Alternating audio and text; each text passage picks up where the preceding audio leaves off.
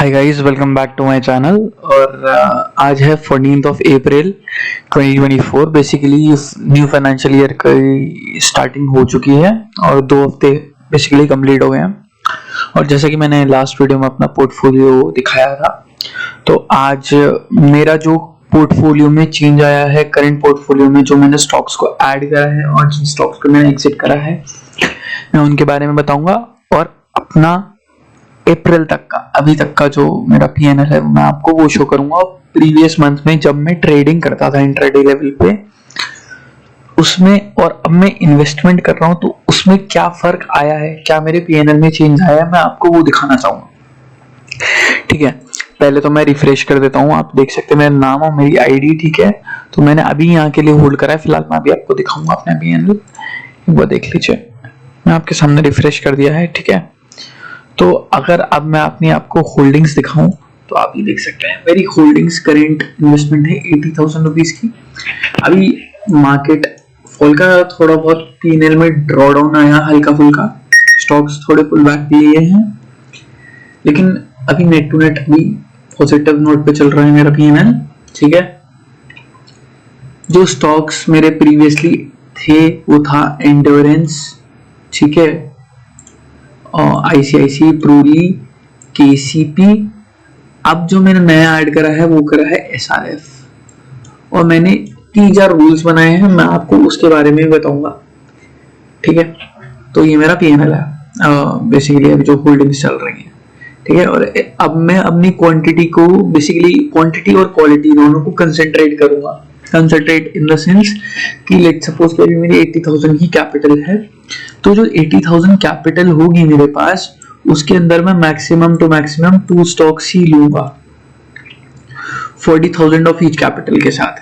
ठीक है, 40,000 की कैपिटल के साथ एक स्टॉक में इन्वेस्ट करूंगा। ऐसे में से 2 स्टॉक्स ही लूंगा।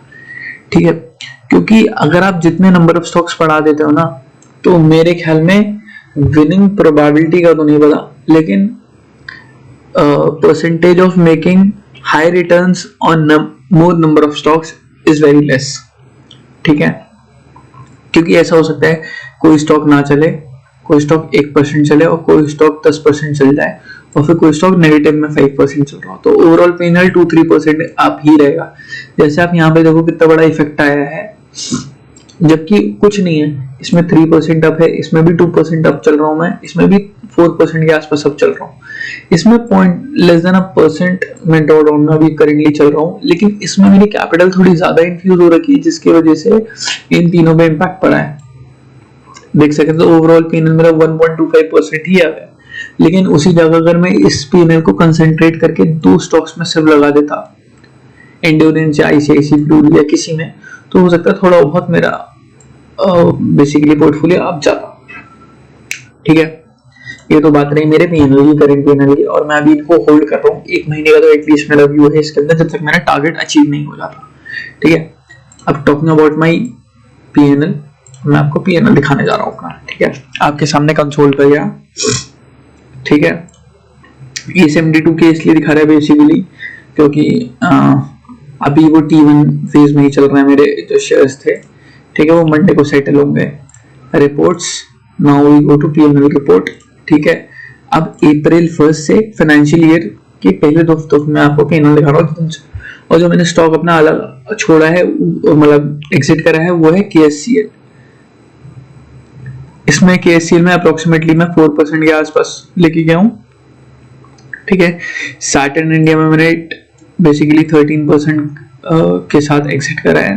ठीक है, और ये अभी जो बेसिकली 979 मेरा करंट चल रहा है। ठीक है, और ये आप मेरा पीएनएल देख सकते हैं, सिर्फ 2 एग्जिट करें मैंने ट्रेड्स के अंदर। ठीक है, इनको भी मैंने थोड़ी बहुत गलती कर दी थी, अब इंप्रूवमेंट की जरूरत है, तो वो मैं देखता रहूंगा। अब इसके अगेंस्ट में मैं आपको थोड़े अपने गलत ट्रेड्स दिखाता हूँ कि जो मैंने मार्च में हल्के फुल्के गलत ट्रेड्स लिए। गलत ट्रेड का मतलब ये नहीं कि मेरा सेटअप गलत था, गलत ट्रेड्स का मतलब ये है कि मेरा रिस्क टू रिवॉर्ड बहुत गलत था उसके अंदर। और अभी जितने भी करेंट होल्डिंग्स है, मैं गारंटी के साथ कह सकता हूँ, इनके अंदर मेरा रिस्क टू रिवॉर्ड बहुत अच्छा है, और इसको ही मैं इंप्रूव करने की कोशिश कर रहा हूँ। आपको मैं ये दिखा रहा हूँ रिस्क रिपोर्ट से क्या इफेक्ट पड़ता था आपके गेन लेवल। मैंने लास्ट मंथ भी स्विंग ही करा था, ठीक है। आपको मैं दिखा रहा हूँ, ये देखिए मेरा pen, it is negative of 4000 rupees, ठीक है। अगर आपको दिखाऊं EID वेरी 8% मैंने इसे लिया, मनाली पेट्रोकेम में मैंने सही ऐसे लिया था 5% का, ठीक है, that was fine for me. लेकिन यहाँ पे जो मैंने 8% का ऐसे लिया दैट वाज नॉट एक्सेप्टेबल, और ये 10% का ऐसे लिया that was also not acceptable, ठीक है। मैंने अपना जो नया रूल बनाया है कि आपको ड्रॉडाउन जो मैक्सिमम लेना 5 to 6%, 6% इज अ मैक्स, ठीक है, उससे ज्यादा लेना ही नहीं है। और आपका एटलीस्ट टेक अवे टारगेट क्या होना चाहिए 10% का, ठीक है, जिससे 1:2 का रेशियो मेंटेन रहे। अब बेसिकली अगर मैं अभी नेट टू नेट, अभी मैंने जैसे आपको मैं बताऊं, अभी मैंने अपनी पोजीशंस जो एग्जिस्टिंग 80,000 की होल्डिंग्स अभी सोल्ड नहीं करी है, ठीक है। तो अभी मैं मार्च से लेके जब से मैंने स्विंग ट्रेडिंग स्टार्ट करी है, मैं 14th of April तक दिखाता हूँ, नेट टू नेट जीरो होगा I think, negative due to some charges. और अगर मैं अनरियलाइज्ड P&L ये भी ऐड कर दूं, ठीक है, तो I would say I am on a break even point. अब रिगार्डलेस ऑफ दिस मैं आपको फेब में लेके चलता हूँ, जिसमें मैंने प्योर इंट्राडे ट्रेडिंग करी थी। ये देख सकते हैं इंट्राडे का डेली करने में क्या फर्क पड़ रहा था। और लेट्स गो टू जनवरी 2024, ठीक है। ये देखिए इंट्राडे, ये इंट्राडे का वो है रिजल्ट आपके सामने है इंट्राडे का। और मैं पीछे लेके चलता हूँ, सॉरी ज्यादा पीछे आ गया, दिसंबर 23, ठीक है। मैं बता रहा हूँ इंट्राडे का क्या ड्रॉबैक है। कुछ महीने पॉजिटिव जाते हैं, जैसे ये चला गया, ठीक है, फिर भी नेट 810 के में लॉस में ही था गोइंग टू नवंबर। और इसमें आप डेली ट्रेड्स कर रहे हो, ठीक है, कुछ भी प्रॉफिटेबल थे, कुछ लॉस में थे, लेकिन net to net you are closing in a negative sign ना, तो इससे बेटर है उस चीज को छोड़ दो और हेक्टिक फ्री चीज है स्विंग ट्रेडिंग हम जो कर रहे हैं। ये देखो थोड़ा पॉजिटिव था, चार्ज लग के वापस नेगेटिव।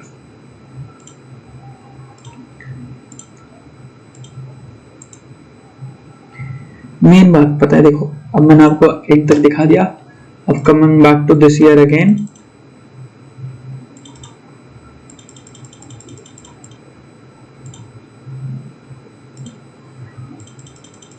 ठीक है। मेन बात है ना, लोगों को पता है क्या चाहिए, अप्रैल पे स्टार्ट करते हैं अभी। मेन बात है लोगों को चाहिए कि भाई हम डेली लाएं, डेली काम है, डेली लाएं, डेली काम है भाई, इससे कुछ नहीं होना। मेन आपका फोकस आना चाहिए आपके रिटर्न्स के ऊपर कि आप क्या रिटर्न जनरेट कर रहे हो। और एक सबसे बड़ा फैक्टर मैं दिखा रहा हूँ, taking swing trading as an example, what are the total charges I am paying, 164 रुपए प्लस 130, लेस देन 200 रुपीज मैंने पे करा, ठीक है। और रियलाइज मैंने क्या निकला 3500, ठीक है। अब मैंने लास्ट में भी पिछली बार भी स्विंग करा था, ठीक है, मैंने मैक्सिमम 200 रुपए का वो दिया चार्जेस, इसमें भी देखो 150 रुपए के चार्जेस दिए मैंने, कोई बात नहीं। अब बात करते हैं इंट्राडे की। इंट्राडे में मैंने क्या चार्जेस पे करे, 563, ठीक है। और पीछे लेके जाता हूं, इसमें मैंने हाफ अ मंथ में छोड़ दिया था स्विंग और इंट्राडे सब, फेब के ना, फेब 14th के बाद ही। ये देखो चार्जेस आर 1500, मतलब 10 टाइम्स में चार्जेस दे रहा हूं, 10 टाइम्स, और आई एम अर्निंग नथिंग। और चार्जेस भी 10 गुना हो रहे हैं, लॉस भी 10 गुना हो रहा है, ठीक है। तो लॉस 10 गुना होने से अच्छा है कि ब्रेक इवन हो जाए। इसलिए मैं कह रहा हूँ गाइस, अपना फोकस रिटर्न्स जनरेट करने पे लगाओ, ये नहीं कि आप स्विंग कर रहे हो, इंट्राडे कर रहे हो, ठीक है।